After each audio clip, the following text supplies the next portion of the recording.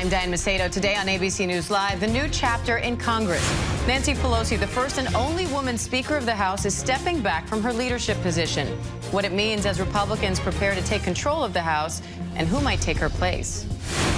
The mysterious death of an American tourist in Mexico. Her friends said it was alcohol poisoning. Now her autopsy tells a different story. The new video authorities are looking into. And young adults and ADHD medication, what parents need to know about videos on TikTok promoting an easier evaluation and access to prescriptions. See what happened when we asked a patient without ADHD to give it a try. We begin with the end of an era in American politics. House Speaker Nancy Pelosi, the most powerful woman in Washington for decades, is stepping down as the Democratic leader in the House. She says it's time to pass the torch to a new generation. Congressional correspondent Rachel Scott has more on her legacy and what comes next. It was a moment that brought Capitol Hill to a standstill. Members of Congress filling the House chamber to witness the end of an era. The House will be in order. After 2 decades, Speaker Nancy Pelosi announcing she is stepping down from leadership. Come January, she will no longer lead House Democrats. For me, the hour's come for a new generation to lead the Democratic caucus that I so deeply respect. Pelosi is a towering figure in American politics, the first and only woman to serve as Speaker of the House. When I came to the Congress in 1987, there were 12 Democratic women. Now there are over 90, and we want more. Her first visit to the Capitol was at the age of 6. Her father, a congressman himself. Before entering politics, she raised 5 children. Never would I have thought that someday I would go from homemaker to House Speaker. In fact, I never... As Speaker, Pelosi worked with 4 presidents, listing off her accomplishments. Transformative health care reform with President Barack Obama. She often went head-to-head with Donald Trump, but she garnered the respect of many of her colleagues across the aisle. In a statement, Senator Mitch McConnell saying, while he has disagreed frequently and forcefully with Pelosi over the years, there is no question the impact of her consequential and path-breaking career will long endure. And President Biden calling her the most consequential Speaker of the House in our history. Pelosi's announcement comes nearly 3 weeks after her husband, Paul, was viciously attacked in their San Francisco home. She says she will remain in Congress. In January, Republicans will have a slim majority. Last week, the American people spoke, and their voices were raised in defense of liberty, of the rule of law, and of democracy itself.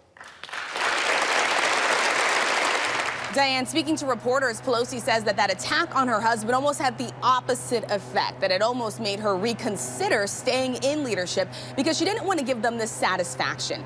As for who is next to replace her, well, the front runner, I could tell you, is Congressman Hakeem Jeffries of New York. And if elected by House Democrats, he could become the first black lawmaker to lead a party of Congress.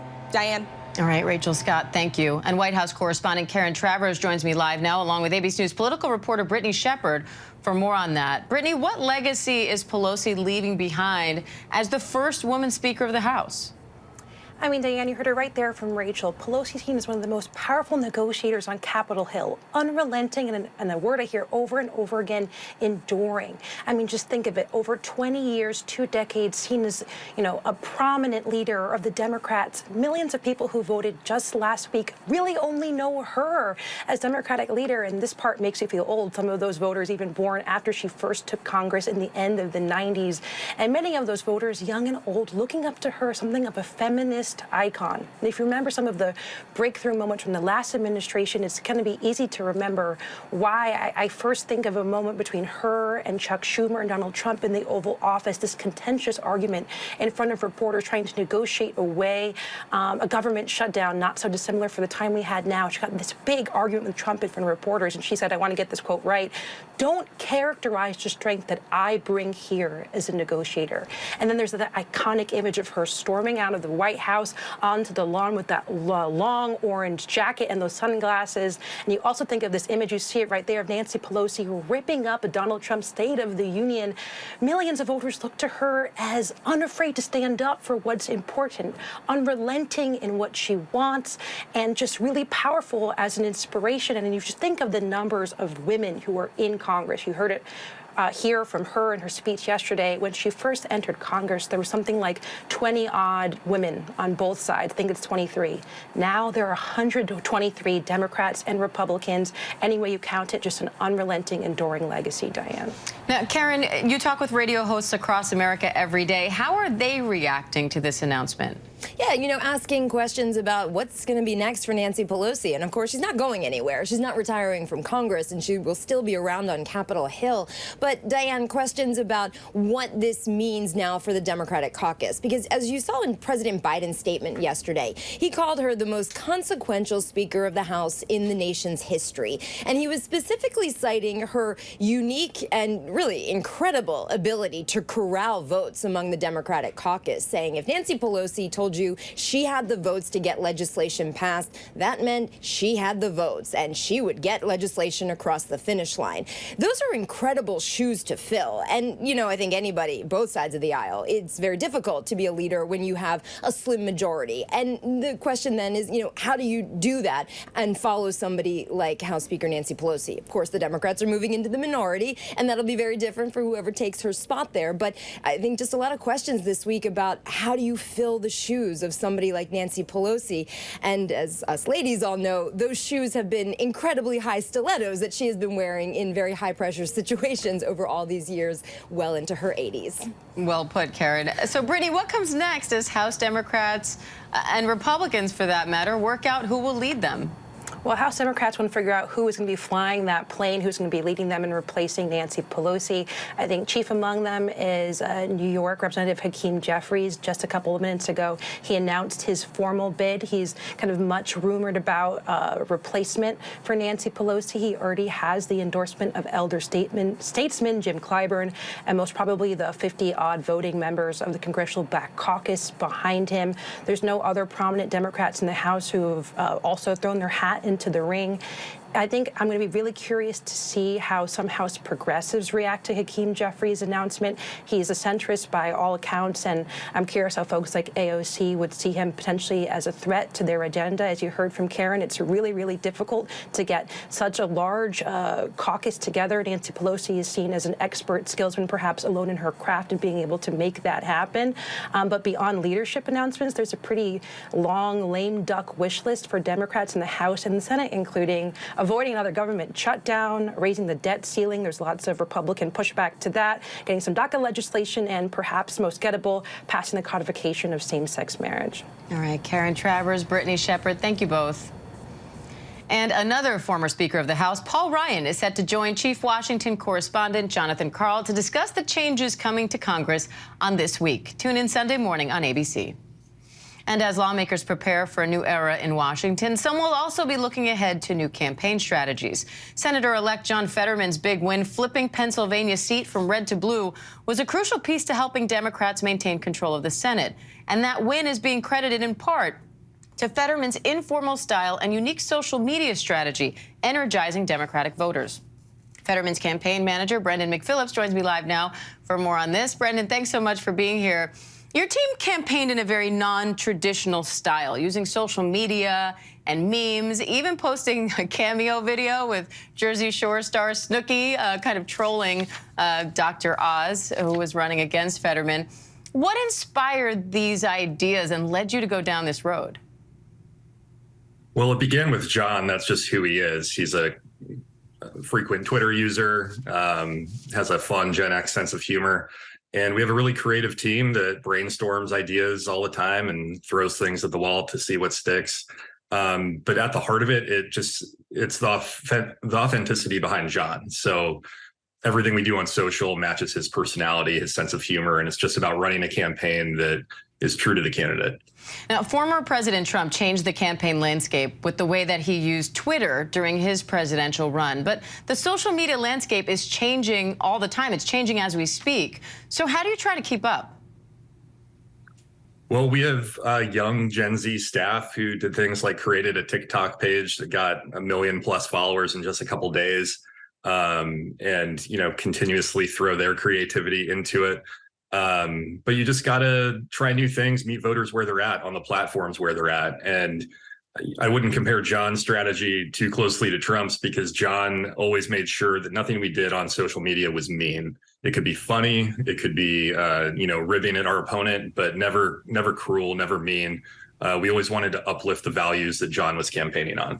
Now, I will make one more comparison, though, which is, like Trump, Fetterman also stands out for his casual communication. He's not your typical polished politician. And I read that part of your team's strategy involved a voice guide to really capture that on social media. How did that work? It's just being true to who John is. He's never, I think the difference between John and Trump is Trump wanted to be that polished politician. I think he looks at elite Washington circles with envy, whereas John Fetterman is just a normal guy from Western Pennsylvania. Voters know him. They see him at Costco. They see him at Aldi. John's just a real person. And so everything that we do, on social media or even in paid communications has to mirror his voice and his image. So again, it all comes down to running a campaign that is true to the candidate and his values. There's been a lot of talk about, how can other Democrats run like John, and they can't. They have to run like themselves, and that's really important to keep in mind. So what was it like when you learned that Fetterman had suffered a stroke, and how did your team then strategize around that once he decided he was well enough to keep going? Yeah, well, it was really tough for everyone. I've been close friends with John for years, and we all just wanted to make sure that he recovered well and could be healthy. But the doctors very early on said he'd make a full recovery, and he and his family were committed to continuing on the trail. And then it was more or less, operations as normal. Just let's run John's campaign. He was off the trail for a couple months, focusing on his recovery. But we just continued to talk with him every day and give him updates on what was happening. And he would often chime in with a funny meme or a good tweet. And it helped us, keep his spirit on the internet and interacting with voters who might not be paying attention to the horse race, but, would respond to some of his humor online. And that kept the summer fun. It allowed us to brand Oz as the outsider from New Jersey that he is, in a fun way, again, that resonates with regular voters and not necessarily, political commentators and the folks who are handicapping the horse race. And it gave him the time to get back on the trail and, get out there in front of voters again, face to face. So interesting. Brendan McPhillips, we appreciate your time today. Thank you. Thank you.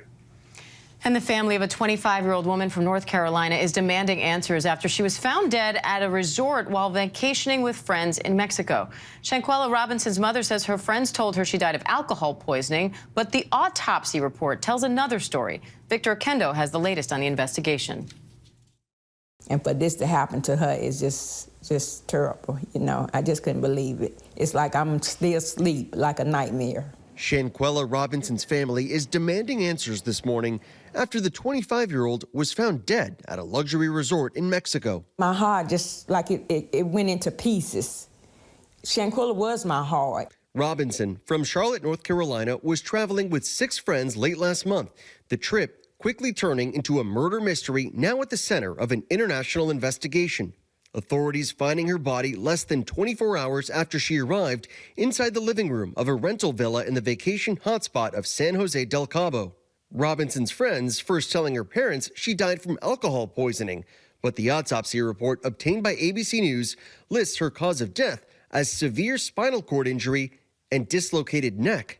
They called us from the funeral home that done the autopsy that had her body, and said that it had nothing to do with alcohol, that Shanquella had been beaten. We're only showing images from this video posted on social media because it's so graphic. It allegedly shows Robinson being attacked by another woman while a man records the fight and urges her to defend herself, but doesn't stop the assault. The video ends with Robinson on the ground with that other woman taunting her. Mexican investigators are looking into the video. When Robinson's friends called police, they said she was unresponsive. 15 minutes after officials arrived, she was pronounced dead. Those friends returning to the U.S. without her. We never believed what they was telling us because each one that came back was telling a different story. Mexican law enforcement say they're investigating the death as a femicide, a form of gender-based violence. The U.S. State Department pointing to Mexican authorities for answers, telling ABC News they're providing assistance to the family. Somebody need to stand up for her. Somebody that was there videoing need to stand up for her. There is a list of people who were on the reservation for that room. Robinson's family says that authorities here in the United States are now speaking with everyone on it. There are still so many questions here. Diane? All right, Victor Akendo, thank you.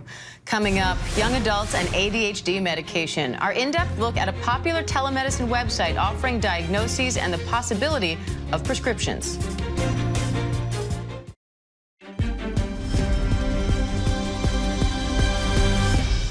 Welcome back. Authorities are now taking a closer look at how young adults are being diagnosed with ADHD. Many telemedicine sites are advertising an easy path for ADHD evaluations. Now, experts are warning patients should proceed with caution. Janae Norman has that story. Done is an online treatment platform specifically for people with ADHD. Videos on TikTok promoting an easy and affordable way to get an evaluation for a possible ADHD diagnosis and prescription. But experts warn patients should be cautious. Telemedicine is really important. It's a game changer. However, when it comes to prescribing medications that are potentially harmful for your health, you really want to be careful. To really see the process on the Done website, GMA Investigates gave it a try, working with two patients, one with ADHD and one without. First, Emily, who's been diagnosed with ADHD and on medication for years, and Madeline, who's never been diagnosed and says she doesn't have the condition. Board-certified psychiatrist Judith Joseph observed the entire process. Have you ever been treated for any behavioral health conditions such as ADHD? Yes. Both take a quick 2.5-minute questionnaire. We told both to answer all questions truthfully. Trouble concentrating on things such as reading the newspaper or watching television? Not at all. Then both set up a time for their telemedicine evaluation. We're there as the nurse practitioner accesses Emily's prescription history in the state's online prescription monitoring program and offers to renew her same medication. I think for the time being, just keep it. Now it's Madeline's turn. She's referred to the same practitioner. She's never been diagnosed with ADHD and doesn't believe she has the condition. She mentions having some recent stressors that have occasionally affected her concentration, but Dr. Joseph says that isn't ADHD. After a series of questions, the practitioner offers a choice from 8 medications, 5 stimulants and 3 non-stimulants. It felt like I was at a candy store and just could pick whichever one that I wanted. Stimulants are controlled substances that can be addictive, and experts urge caution. After being given a brief description, Madeline picks Wellbutrin, a non-stimulant. Madeline indicated that she didn't feel like she had any symptoms of ADHD, yet the prescriber gave her an option of 6 different prescriptions to choose from. Have you ever heard of a doctor, of a prescriber doing something like that? I've never seen anything like that in my entire career. And what's interesting is that the actual questionnaire listed all of the criteria, and she still did not meet criteria based on the questionnaire. So it's really quite upsetting. We try out Dunn's process again with Jamie from Maryland, who has also never been diagnosed with ADHD and doesn't have a problem concentrating. This time, for her evaluation, there's a different nurse practitioner, and Dr. Joseph observes again. Listen to what happened. The prescriber literally told the patient that she did not meet criteria for any diagnosis and that he would prescribe her medications if she wanted it. And then asked her, do you want me to diagnose you so that you can get a medication or a prescription? And she said yes, and he prescribed her the medication based on her desire to obtain a prescription. We reached out to Dunn, and they tell us Dunn Global Inc. is not a healthcare provider. Dunn is an online membership-based platform that allows individuals to connect with qualified clinicians to treat ADHD patients. Clinicians on the Dunn platform evaluate patients and make their own clinical determination on treatment. Clinicians are not employees nor contractors with Dunn. The Wall Street Journal reporting Dunn is being investigated by by the DEA, but the company says they haven't received any notice of that. We reached out to the nurse practitioners and didn't hear back from one. The other declined to comment. Our thanks to Janae Norman. Dunn says they are committed to increasing access to ADHD care to help more patients. So what does a proper ADHD evaluation look like? According to CHAD, a reputable ADHD organization, who conducts the evaluation matters. Look for a healthcare provider who's an expert in evaluating and treating ADHD. Coming up, pop star David Archuleta on his faith crisis after coming out. Welcome back. American Idol singer David Archuleta is opening up about his decision to come out last year and his so-called faith crisis. It comes after the Mormon Church came out in support of new legislation in Congress to codify the right to same-sex marriage. Steve Osinsami has his story. Whenever you're feeling lonely, More than 14 years have flown by since singer David Archuleta first became an American Idol.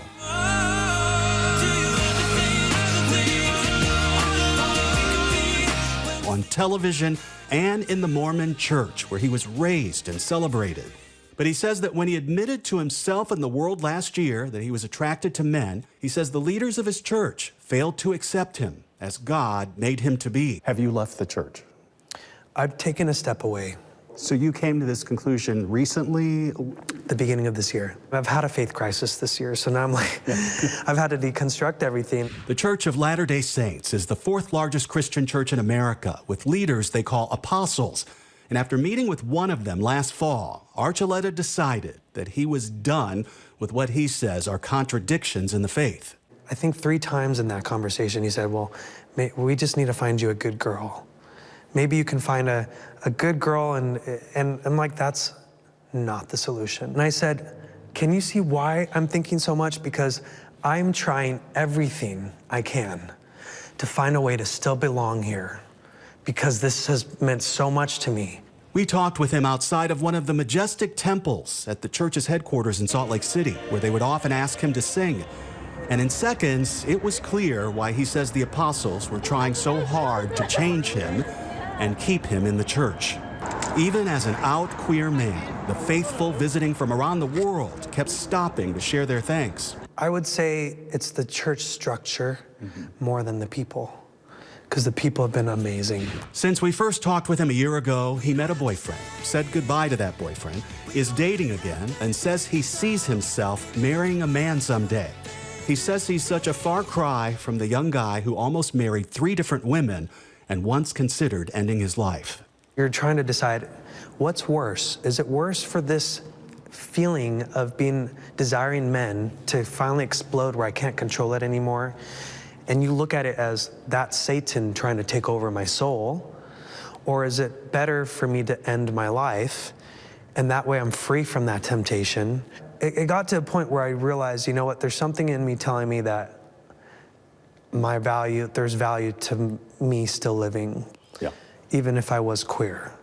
And that was really hard for me to accept, because my church wasn't outright aggressive towards gay people, but it's a very passive, aggressive, stern stance they have about it. A rejection. Yeah. The apostles want to keep meeting with him again. In fact, they met with him yesterday, but he says that he's not going to keep trying to become something that he's not, and that sometimes the healthiest thing you can do is walk away. He's got a new outlook on life, a new tour, and new music. And we should underline, Diane, for anyone who might have suicidal thoughts, please reach out for help. You can call the National Lifeline by simply calling or texting 988. Diane. So important. Steve Osinsami, thanks for that. And thank you for joining us. We'll be right back.